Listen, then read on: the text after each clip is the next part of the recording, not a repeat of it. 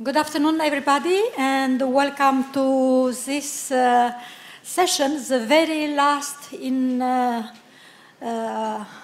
the slot of 4 talks dedicated to active planet. These are theme lectures, and I would like to introduce myself first of all. I'm Miara Mandea from CNES, and it was for me really a pleasure to put together these lectures and to give you a tour around our active planet and solar system. Because, of course, our Earth is very active in everything, starting with the Earth's interior and it's this one I wanted, and the oceans and the climate and of course solar system, and we are very much interested in every single part of our planet.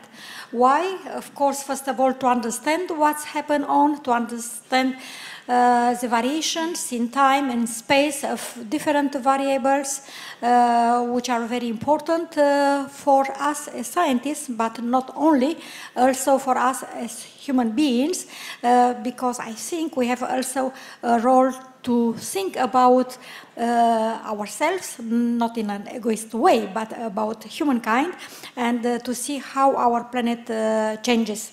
And in order to show you this, of course, we put together these 4 talks, and we had really fascinating talks 2 days ago and just before this one. And now for the very last slot, it will be Berit Harheimer, and she is going to tell us about spatial and temporal variations in one specific part of the Earth, the liquid part.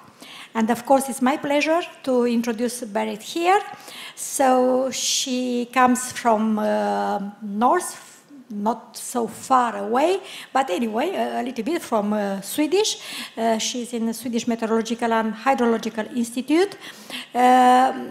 She's very much interested in catchment modeling, and I think she's going to show us a little bit about her research during the day.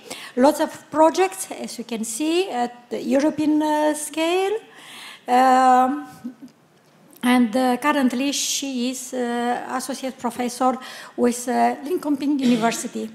And as hobby, I was really amazed because the 3 ladies I invited, all of them are interested in hiking. And not Francois, who was before. He wants to go diving. So you see, we can make a team of hiking person. So today, what is interesting, I think, and you are going to see, is really the bridge between science, society, exactly as I told you before. First of all, because we need to understand the water balance. This is one of the key crucial questions, and I think there are still lots of unknowns, and Berit will let us know about, but also water information for better taking on the Earth. And it seems really that the system is pretty much complicated with lots of inputs and outputs, and for sure after 1 hour we'll have a better feeling about these complicated processes. So, Berit, the floor is yours, and we are really waiting your talk. Thank you very much, and good afternoon. Let's see if my presentation comes off. Yes. So I was really challenged being invited here. I was happy, of course. It's a big honor to be here, but I was also terrified and scared because I don't feel that I'm that kind of distinguished scientist that I can give this kind of overall overview and represent all hydrological sciences. It's a very broad field of science. But then, after thinking a little bit, I thought that, well, but I do also represent something. So I work in a rather interesting institute, and I would like to start by presenting my institute. It's a national authority. We are governmental under the environmental government of ministry in Sweden. And we work operational with flood forecasting, for instance, and fire forecasting and other kinds of forecasting. But we also have a rather large research department, and we have a business department. So we link into society in different ways. And our mission is to provide decision support for a safe and sustainable society. And that links very well with the Active Earth team, actually. And we also cover different disciplines of the geosciences, like meteorology, hydrology, oceanography, and climate modeling. We run the national monitoring networks and the computational systems. And I just mentioned the operational forecasts and warning service. And as we are governmental, we are also a national hub for many international organizations. So altogether, yeah, okay, kind of, maybe I have kind of an outreach and a broadness to be able to give this talk, because we actually play like a bridge between science and society. So this talk, I would like to give a very short and very subjective introduction to hydrological sciences. And then I would like to focus on how to produce water information for better management of the liquid planet. And finally, I would like to end with some recent results that are fascinating and describes the temporal and spatial variability, which I think is so amazing. So to start with the liquid Earth, this is just to get us started, what we are talking about. You all know that about 70% of the surface of the Earth is in water, but just a small part of this water is fresh water, and an even minor part is in the form of lake, rivers, groundwater that we can actually use for drinking and for life. And the activities of this, or the movement of the water, this, I think you know this very well, because this is something you learn very early in school. My kids have learned it many times, and I remember that I also learned it many times.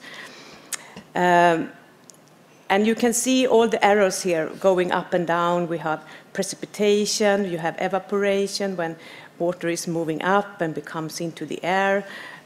You have trees, vegetation that transpire. You have precipitation again, storage in ice, overland flow, stream flow, infiltration, groundwater storage.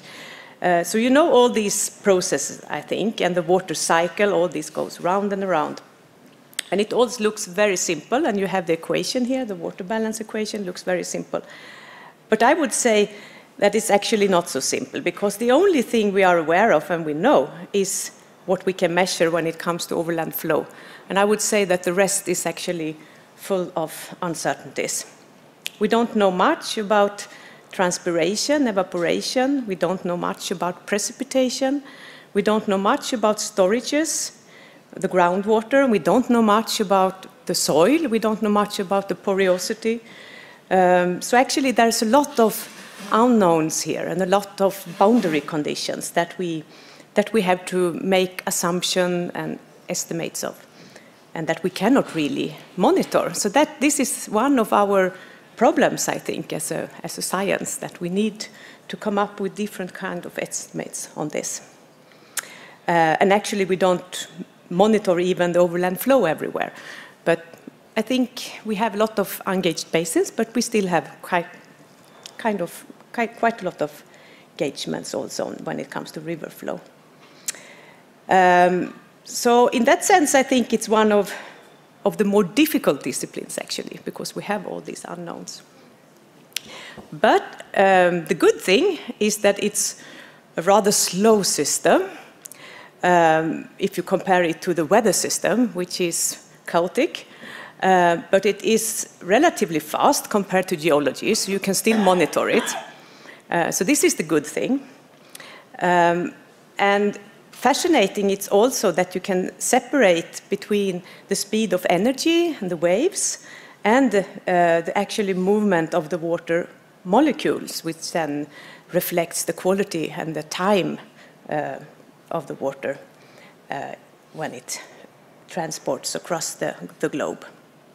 And I have this picture here. This is one of the first results already now that I would like to show. This is some estimates we made over Sweden when it comes to transit time for water through the water system.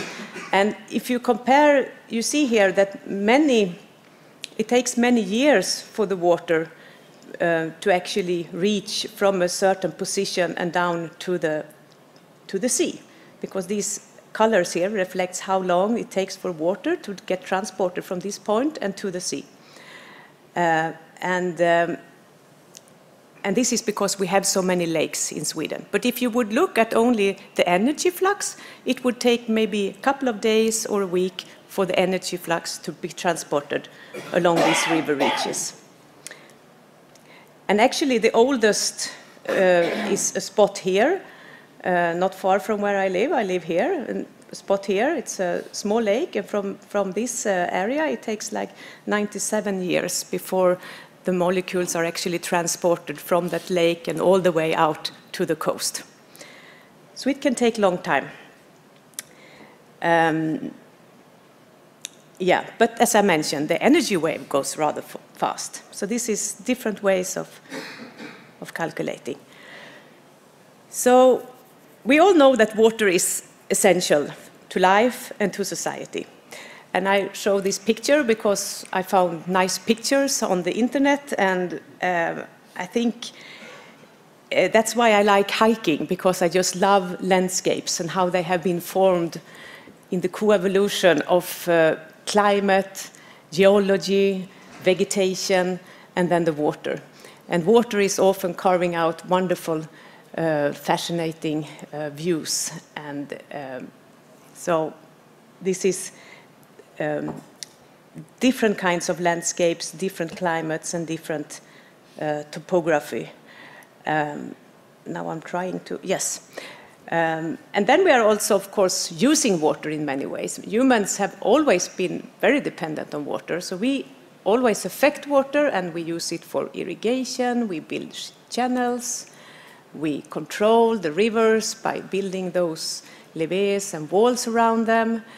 We regulate the water, we use it for industry, cultivation, hydropower, and we drain a lot of soil from water. So we use the water very frequently, and we have always done. We're very dependent on it, and our society becomes more and more dependent on it the more we get industrialized. And we are moving the water all over the globe. As the factories need a lot of water, and then we transport the goods and the textiles, for instance, and that's been a lot of water in them. So, and then I was wondering, do we know any capital in Europe without a coast or a river? And I was thinking about Brussels, because to me Brussels is just stones everywhere, but then I actually looked it up, and no, actually even Brussels has a small river, or at least it had once in a time, called Seine. Okay, so we are now entering the Anthropocene. This is at least what, I don't know actually if the geologists fully agree on this, but most geoscientists think that we are now into the Anthropocene. And what we mean with this is that it's human that has taken over the control of the nature and the development of the globe. And it's not nature, we are not dominated by nature anymore, but we are dominating nature instead. So maybe this is a new era in the geological sense. And we can also see how we affect the globe by different emissions, garbage. We have a lot of cities, needs a lot of energy. We are taking down the mountains, we are cultivating, and so on. And we are regulating the rivers very strongly. And this is one paper that came in Nature a couple of years ago, which shows how we have affected the Earth. And you can see the green part here. That's actually where they claim that we have still some resilience on Earth, when the Earth can actually go back to its natural states. But for many factors, we have, well, we are far beyond that level now. For biodiversity, for instance, we are losing a lot. and nitrogen cycle we have affected far too much, and also the climate might not be reversible anymore. So this is a fact. So that's the bad thing. But good thing is, though, that the world, the countries and the governments they have reacted on this. And we now have the 2030 Agenda for Sustainable Development with a number of development goals. And the nations have signed this. And if you look at this, most of the goals actually have some component that refers to water and management of water, sustainable management of water. So it's absolutely crucial. So that's why I wanted to talk about this with how can we then develop this water information that we need to society, and how do we get it into society? What are we doing today, and what can we do in the future? And one major thing is that we need to increase the value of the data and the information. And this is a picture that shows the information insight value. And this can be increased by different steps. So if we start by only monitoring and observing by Earth observations or different in situ data, we already have a higher information value when we put this into some kind of information services, where you can do data search and you use standard and visualization tools. But then we also merge different data sources and integrate data. We use models and so on, and we have increased the value of the data.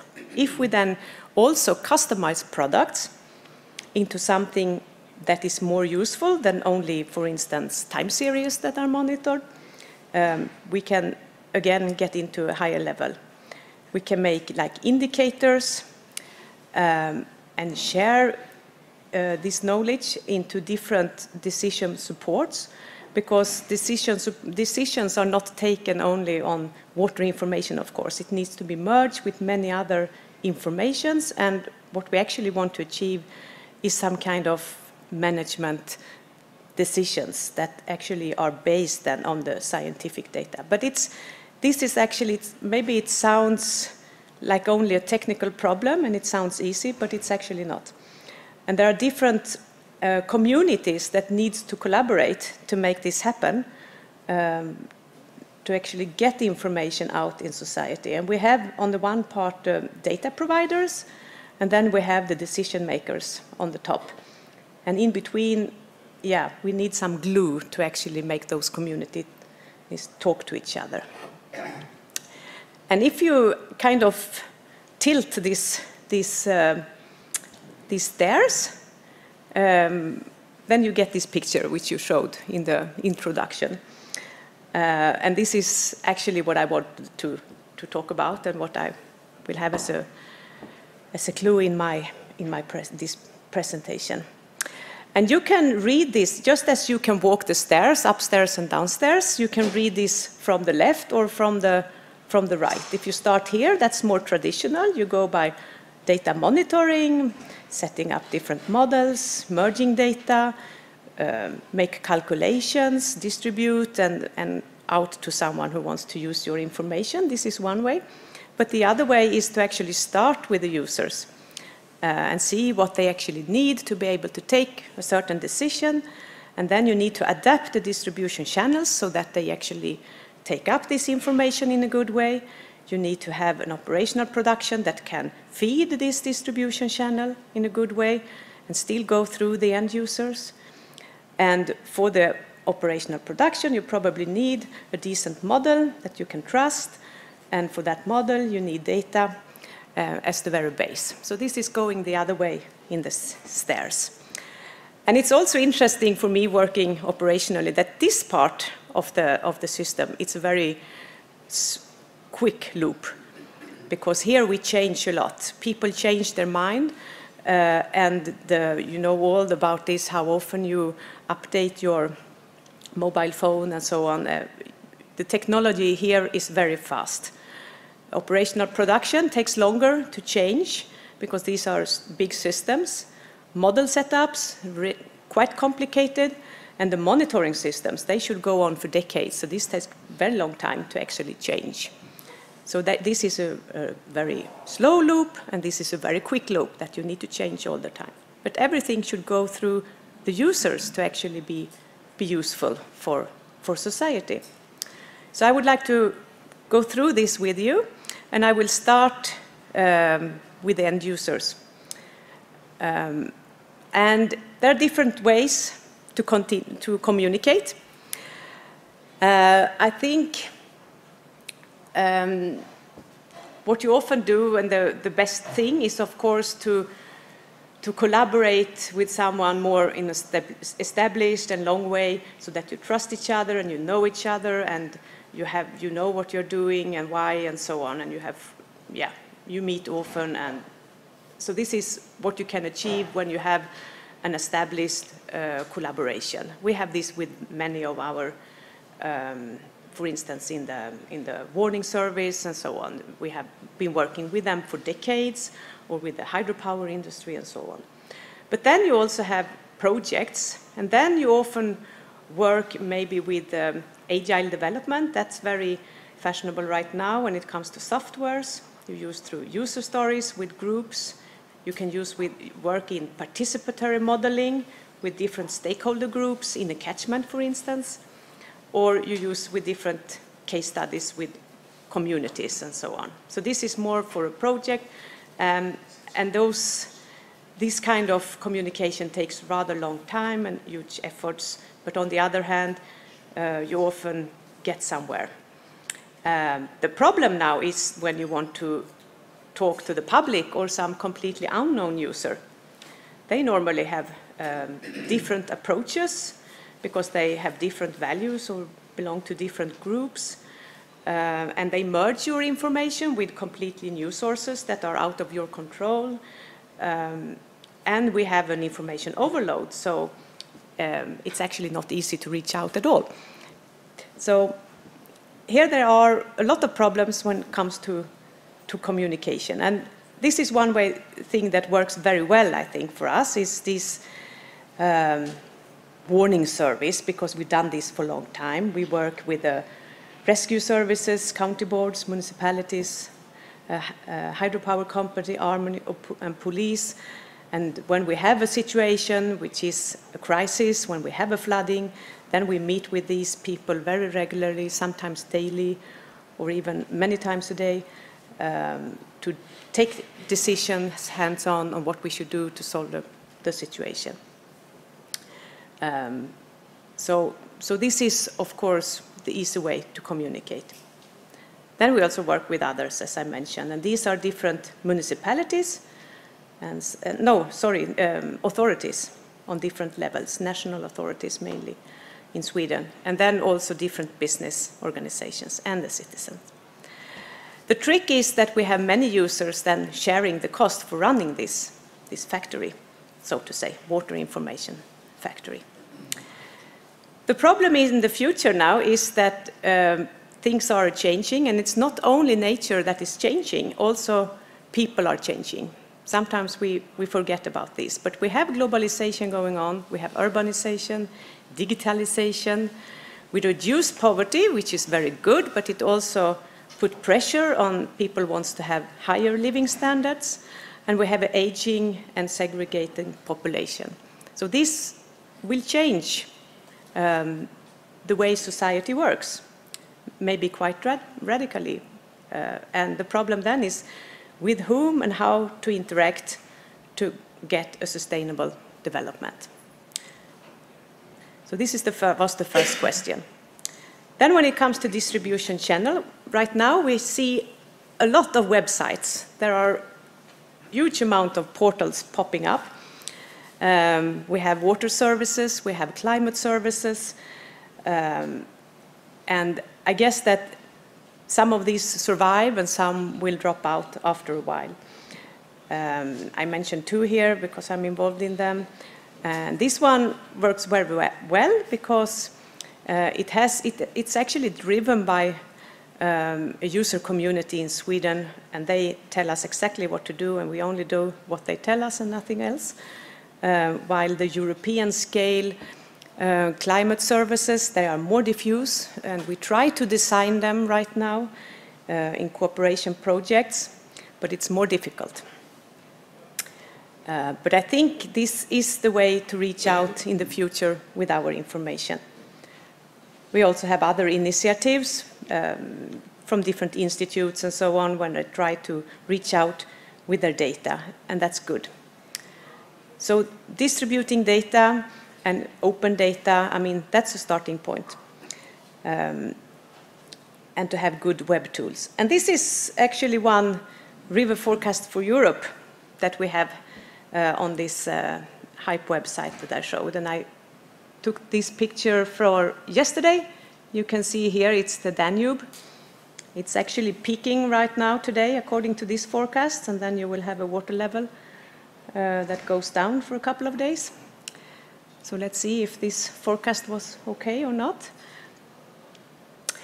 Yeah, and another way of distribution channels is, of course, analysis. And we use those models to answer questions in society, questions which relates to climate change impact on measures, different effects of measures, or measure plans and goals that local authorities want to set up and have some reflections on.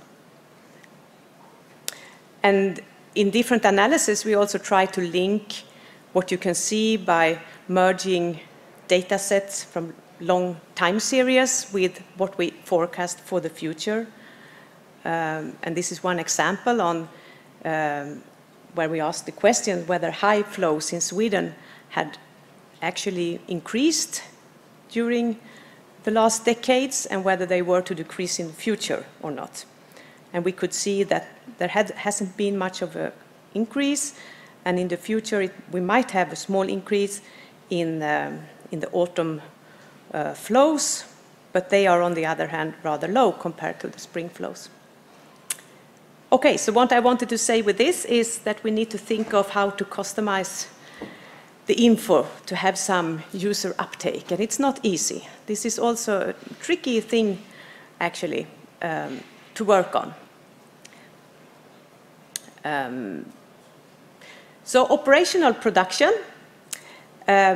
here we have worked for quite a long time. Actually, we started to make forecasts already in the beginning of the 19th century on the, our hydrological unit at that time was very much focused on ice because there was a lot of transport on ice at that time, and then we were also focused on monitoring the rivers and the rapids to be able to make all the hydropower dams on the right locations. So this was a lot of the work going on at that time. Then we started with a numerical modeling during the 70s. And this is what many, many hydrologists are working on today. It's on numerical modeling, where we actually try then to, as I mentioned in the beginning, to make assumptions about different processes in hydrology and see how they affect the river flow to make a forecast. And then you can ask yourself, so and these are different forecast systems that we have developed over the years in my institute at SMHI. And then you can ask yourself, do we increase the skills in forecasting by developing all those systems? And that you can see here in this lower figure, and you can see that actually when we started already in the 70s, we had quite high skills. And we don't have higher skills in performance today. But the change is that here we worked on very few catchments, and they were very hard calibrated, so to say. Today we work on many catchments and on large spatial domains, and we still have about the same model performance, so that's good. And you can see the red ones, and these were also all natural catchments, while the red spots here is actually highly regulated catchments, and we also today get high performance also in those. So that's the kind of achievements we have done over these years, I would say. Now, how do you make a forecast? This is something you may ask yourself sometimes.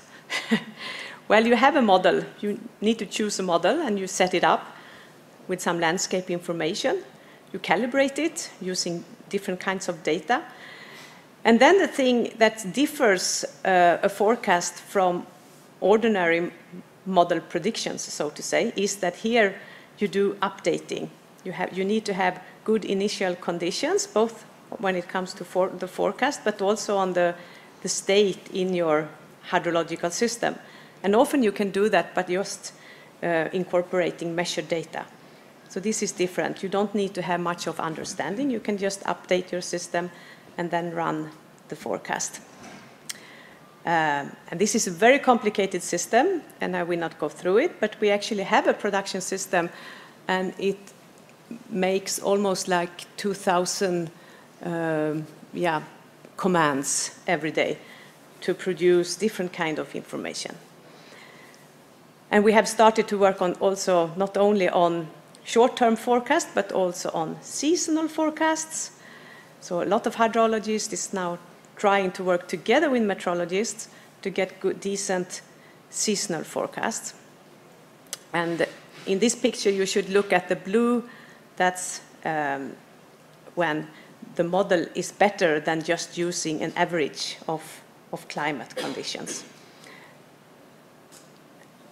But we are not really happy with the meteorological seasonal forecasts yet. So what we do is that we combine them with the statistics, and we update with data, snow data, for instance. And by using a system where we combine different sources, we can make better forecasts for the spring. And this system here actually reduces the error by 3%. And you may think that 3% is very little, but it's not actually. 3% for the hydropower industry is a lot of money. Okay, we are also setting up forecast systems for large domains, like continents, or here for the Arctic river basin. And an interesting challenge now when it comes to technology for forecasting is also to work more in a cloud environment. And it's especially interesting when it comes to developing countries, where you might be out of internet and be out of energy quite often. So you can actually go there and make your demand in this system, and then when your energy comes back again, you can just download the results you want. So you don't need to have the supercomputer yourself, you are more independent. You don't need to store all the data either. So I think this technology is something that's going to be very useful in the future. And this is also a way where we can all share our results. So a lot of science or development is going on there. Yes, and the question here is how to design the operational systems to serve many product users and still be flexible. Okay, so actually this part that I have spoken about so far, this more has to do with technology and outreach and so on, and not so much about pure hydrology, so to say.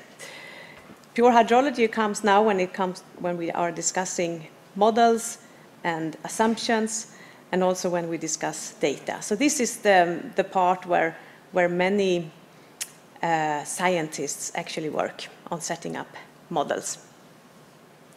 And with a model, we mean a dynamic model. That's a numerical model where you calculate all the processes for a specific time step, but all the models, they may differ when it comes to spatial resolution.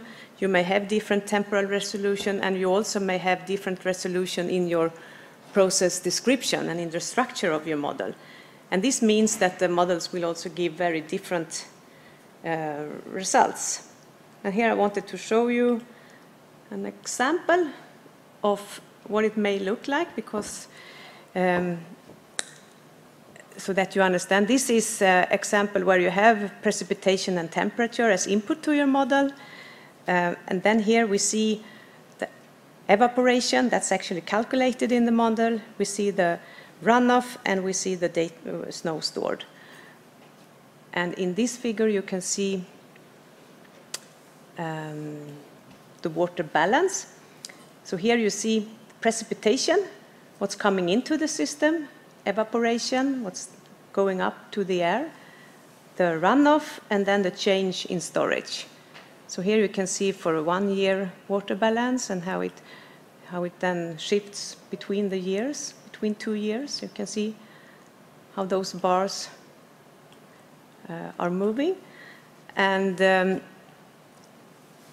if I go a little bit down, I can also show you here how the model calculates. There is a model behind this then doing these calculations right now. And here you can see, for instance, runoff for many different soil layers that we have assumed here. We also have a drainage pipe that's here.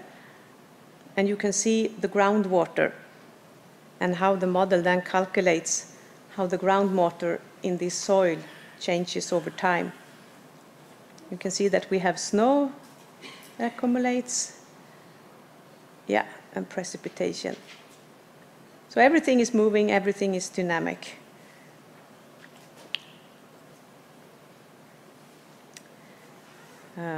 Now I don't remember how I would. Just go down to the bar, start bar, and press it. Ah, there.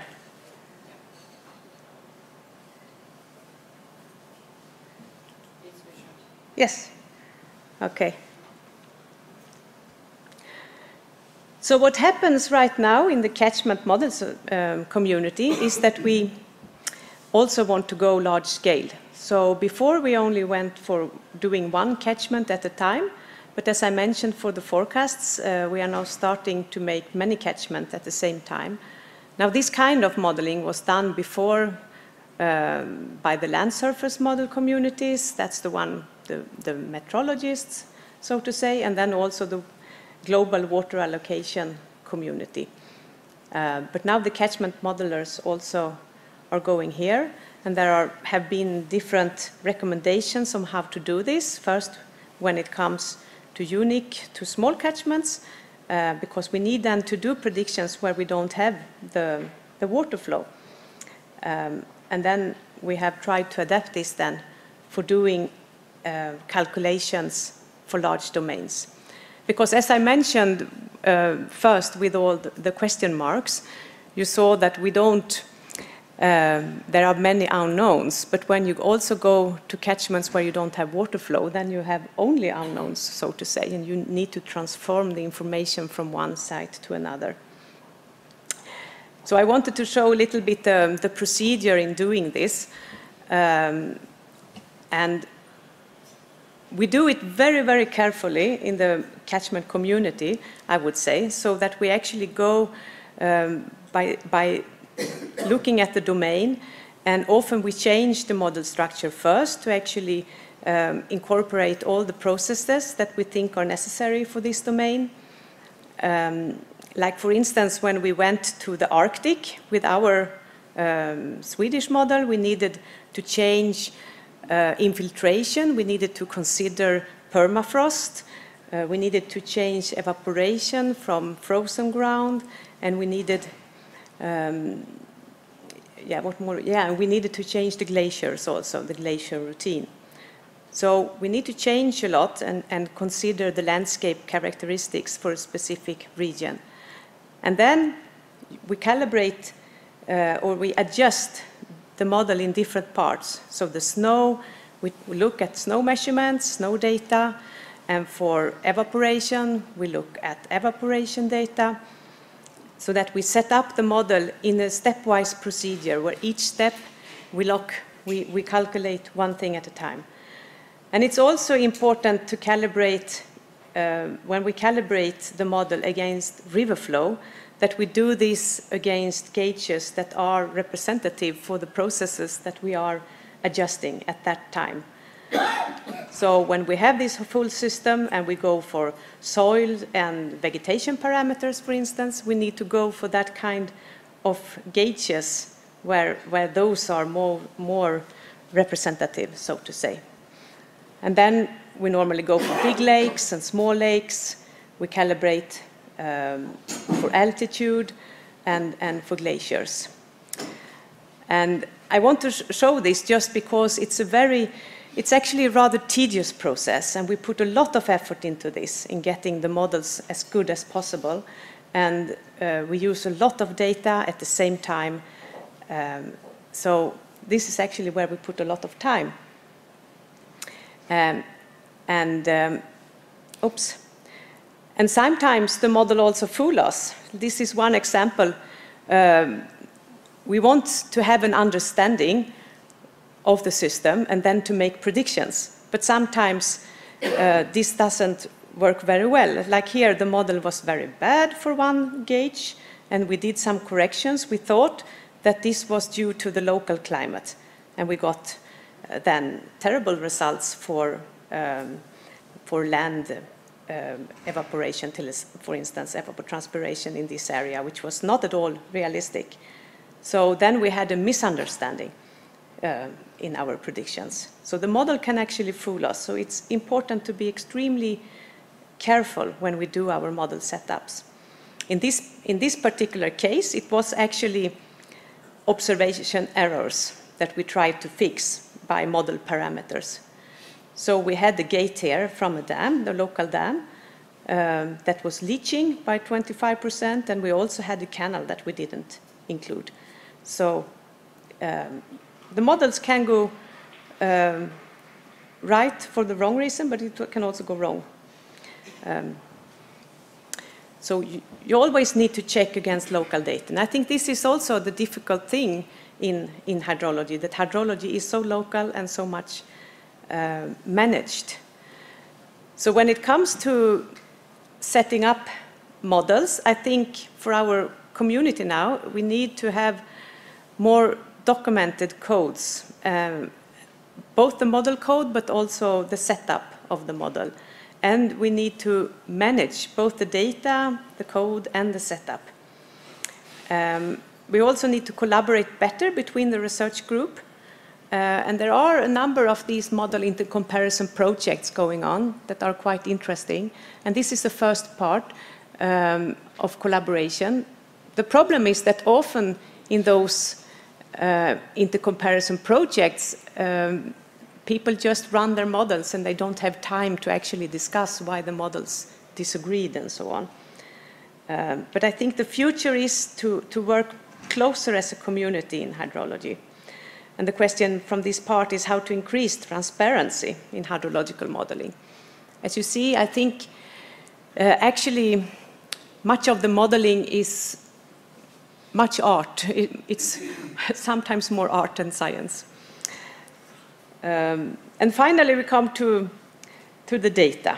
Now, this is also a story, because we had the question marks, you know, when it came to precipitation.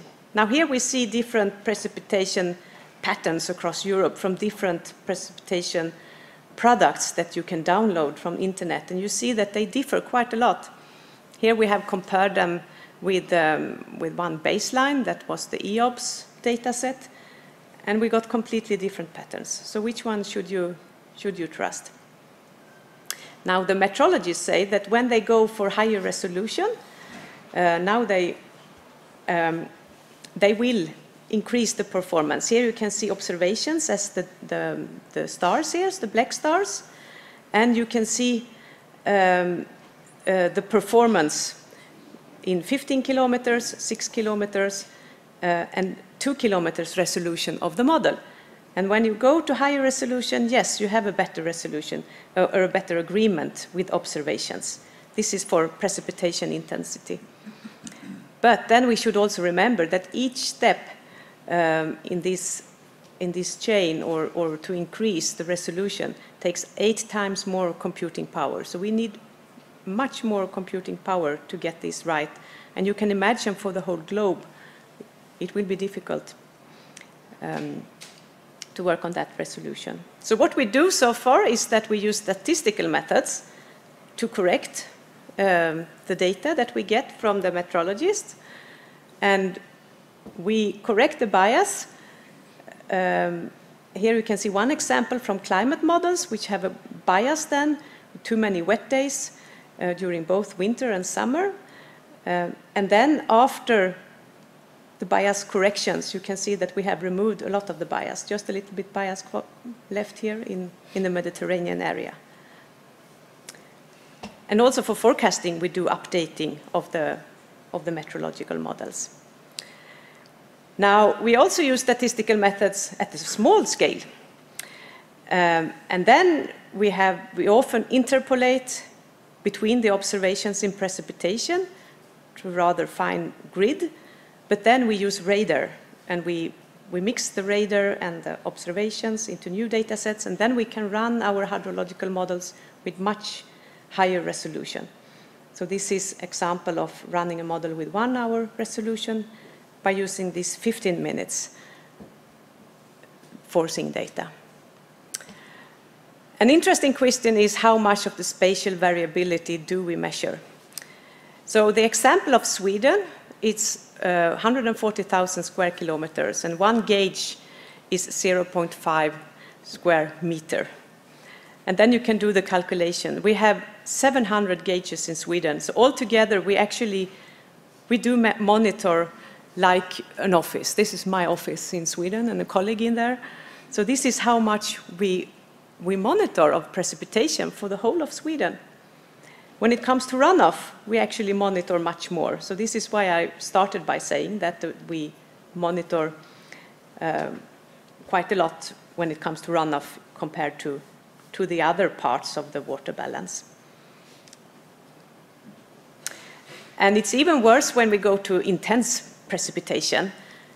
Now, this is one storm, a cloudburst, and such a cloud could have very intense precipitation for less than 1 hour.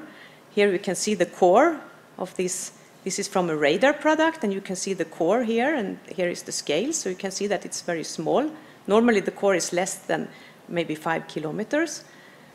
And you can compare that with this more long-term rain event, which may maybe last for 12 hours and cover a huge space. And if you then go back to see how much we monitor, and for automatic rain gauges that actually monitor with a very high frequency in time, we only have 145 of those. And if they were evenly spread over the country, that would be 1 per 50 kilometer. And that means actually that we only monitor like 1 per 1,000 of, or we have a chance to monitor 3 per 1,000 of these storm events.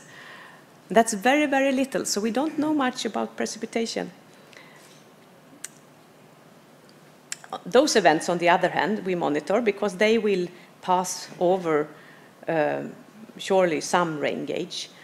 But these small events are very, very, and these can be very heavy and can have a lot of precipitation from those intense cores. So we have more problems in hydrology. We have observed discharge. It's also difficult for us. This is 2 examples of rating curves. We don't actually, normally in Sweden, we measure the full flow very seldom. What we measure is the water level in the river. And then we adapt that to a rating curve. And we'd only do the full measurement of the flow maybe once a year in those points. And the blue points here are rather stable. And this is one example of a stable rating curve. Every time we have done a full measurement here, you can see that it falls on the rating curve. While some other gauges are very variable, and it's very difficult to find a single rating curve for them. And still, we do estimate the flow only by looking at the water level. So this means that here you can have actually deviation on some 20%. just because your rating curve wasn't correct. More problems for hydrologists is that it's difficult to define the catchment borders from topography. We don't really know how much of the rain that will flow to a specific river and how much will flow to another river. So what we are doing right now, we are getting better and better digital elevation models. So this is one on 2 meters that we have now worked on in Sweden. And you can see this is the old catchment border from an old topographic map. Then you can see the new ones that they do not correspond perfectly. But I think this is something that takes long time and also need careful investigations to be able to see how the water actually are accumulated over the land surface. And here we made a study across Europe where we actually compared the estimated catchment and what was from a digital elevation model and compared it with what was assigned as metadata for these specific catchments. And the green ones here are fine, but the blue heavily overestimate the catchment sites and the red underestimate it. And actually it seems like this specific database, which is called Hydroshades and Hydro-1K, these are data sets that many hydrologists use. They are actually maybe not reliable for less than 5,000 square kilometers. We also need land cover in our models, of course, vegetation. Again, very huge difference between different projects, different products on those. And you can also see here, these are different products when it comes to water resources across the globe. So this is going, you can see here the longitudes. And you can see that, no, it's not longitude, it's the latitudes. And you can see that this part that I mentioned over the Arctic, for instance, has a huge range between different products in how much water we actually estimate here, surface water, I mean then. So we don't really know how much lake surface we have. And then when it comes to human alteration, yes, there are many databases on, global databases also on how we affect the water flow. And we made one estimate in Sweden because we have rather good control of where we have our hydropower dams in Sweden. So we actually did a calculation where we counted back what would the water flow be if we did not have those hydropowers there. And we then see that for the whole country, we have 19%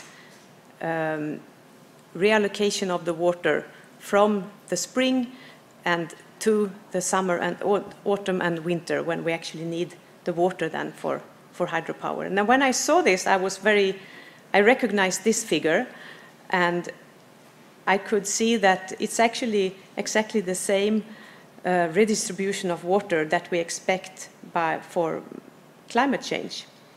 So this is for the end of 20th century compared to end of 19th century. And you can see it's also exactly 19%, so that's quite amazing. But we also will have a higher water flow by 10% by the end of next century. Yes, I think I will speak very quickly now that irrigation is also available, but you need to be careful with those, to using those databases because there has been huge drops in economy in some countries, so they don't use the irrigates that they have actually on the fields. And yeah, this one has to do with abstractions of water. Water management is always very, very local. And here you can see one example where the model did not go very well in one point, and we found out that it was because water was taking to a city. But when we included this water abstraction in the model, it was fine again.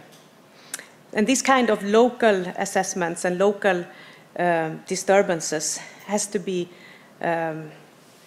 recognized in our models. This is one example of where we had a hydropower station that was releasing water to neighbor catchment. And here we had very bad water quality, but then in the model, but it was fine in reality. And then we found out that actually this was a local community who was pumping water to this lake to be able to clean it. So they had taken care of the problem already. Okay, so this was a long section, but the question here is, how do we know what data to use and what info to trust? And if I can have a few more minutes, I would like just to because I felt a bit, I have spoken about a lot of uncertainties and problems in doing estimates, but actually we can do a lot also with what we already know. And the spatial variability is fascinating. There is a lot to discover simply by trying, and those models will help us to explore the world. And these are some recent results. For instance, you can calculate the water balance on different parts of the world, and you will see how it differs. You can see this is one river, the Niger River, in West Africa, and you can see the precipitation and the evaporation, and then the runoff. So this is calculated from the model, and you can see similar figures here for Europe and the Arctic, and you can see how much they differ. So I think for me, this is fascinating. When I go to new places with my model, it's like exploring the world. And this is another picture of the Niger River, which starts here in Guinea and then runs to the very north. And it ends up in a huge delta, which changes between the seasons. And it's a delta that is like 30,000 square kilometers, that is dried part of the year and fully filled part of the year. So you can imagine how much water that is evaporating from this part.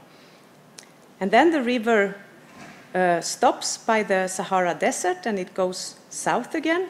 And there's a huge area here not contributing at all, because all this is desert.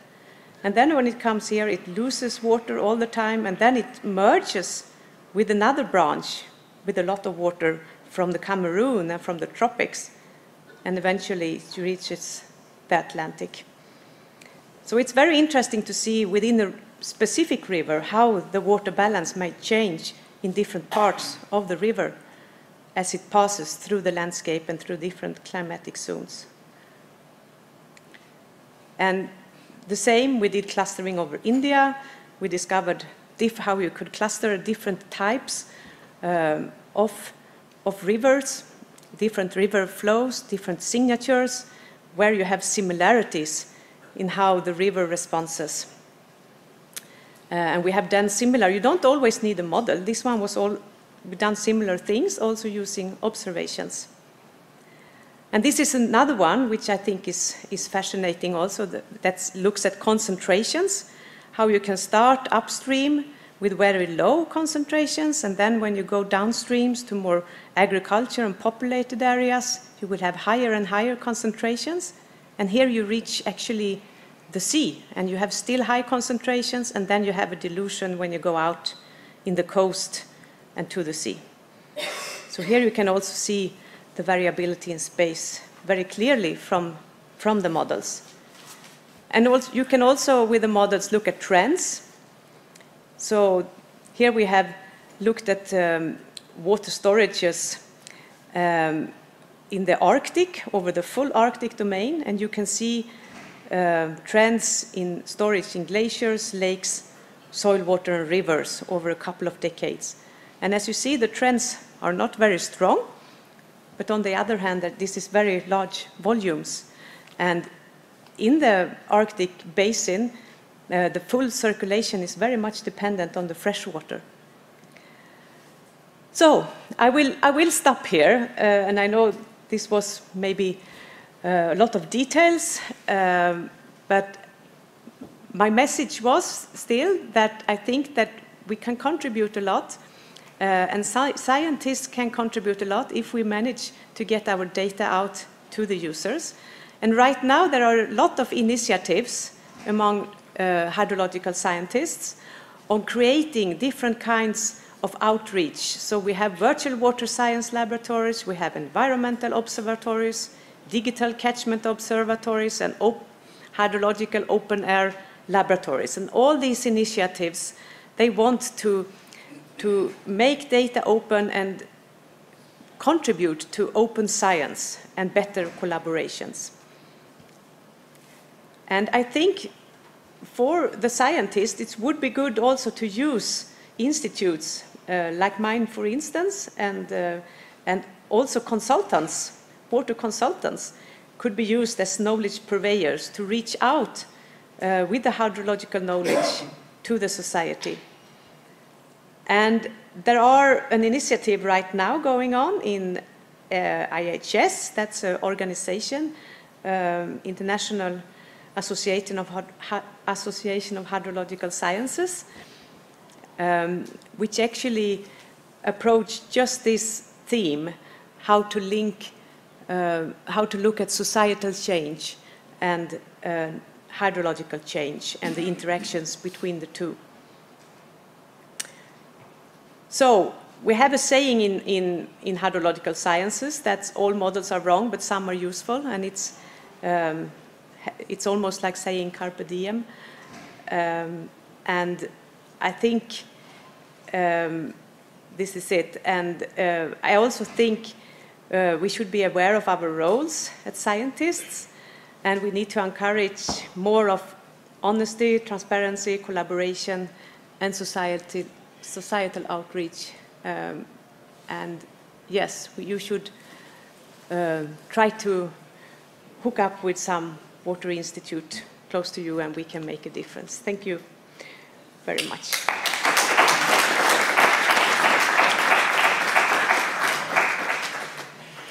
Many thanks for your presentation and the tour. We have time now to questions, discussions. Any questions from your side? I have a question. At the beginning of your talk, you said it's a little bit complicated with Copernicus program. Yes. Why? Sorry? Why it's complicated? No, it's complicated to find a good outreach with people, I think, and to make them understand the value of the data. I think this is the thing. And many consultancies also want to work with their own methods. We have, I think, in hydrology, we have worked very much with our own models and with our own systems, and we are a little bit hesitant in using other people's data and other people's models and to trust other people's models. And I think that's because we have a lack of transparency, and that also causes a lack of trust. And that's why I think we should work on becoming more transparent. And you have shown a few initiatives, how they are linked together. And well, sometimes just I have the impression that there are some different groups starting something to do in the corner. There are some interactions.